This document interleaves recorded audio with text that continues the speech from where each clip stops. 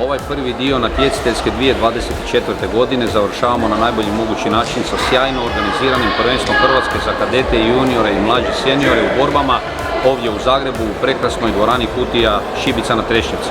Želim se prije svega zahvaliti Zagrebačkom karate savezu, predsjedniku Ljubanskom i glavnoj tajnici Dijani Kičimović, koji su u sjajnoj suradnji sa natjecateljskom komisijom Hrvatskog karate saveza, sudačkom komisijom i tajništvom Hrvatskog karate saveza organizirali ovo prvenstvo. Prvenstvo s kojim zatvaramo prvi dio ove natjecateljske godine, ali ujedno i počinjemo ciklus pripremnog perioda i izbornih turnira za svjetsko prvenstvo koje će se održati krajem godine u Veneciji. Hrvatski karate savez je u ovih prvih 6 mjeseci, vjerujem, zaista odradio sjajan posao.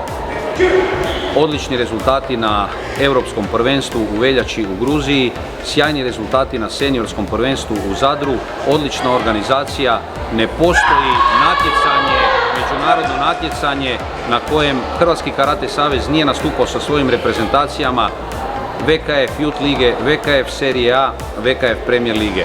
Moram se zaista iskreno od srca zahvaliti svim onim trenerima koji požrtvovno rade u klubovima, svima onima koji su uključeni u rad klubova, svim sportašicama i sportašima koji grade na najbolji mogući način imidž Hrvatskog karate saveza.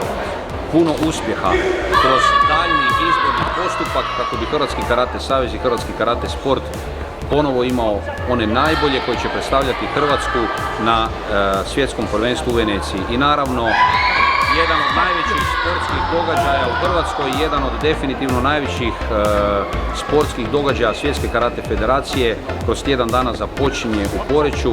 Zaista se nadam da će Hrvatski karate savez, sve one komisije koje su uključene u organizaciji, dati sve od sebe da Hrvatska, grad Poreč i Hrvatski karate savez budu zaista dobar domaćin obitelji, karate obitelji Svjetske karate federacije. Do sada je prijavljeno približno 4000 natjecatelja iz 80 država sa 5 kontinenata i ovo je ponovo dokaz na najbolji mogući način da Hrvatski karate savez, bez obzira na svoju veličinu, mjerljivu sa ostalim većim savezima, je sposoban nakon samo mjesec dana sjajne organizacije u Zadru ponovo odgovoriti svim izazovima i ugostiti karate obitelj Svjetske karate federacije. Puno sreće svima!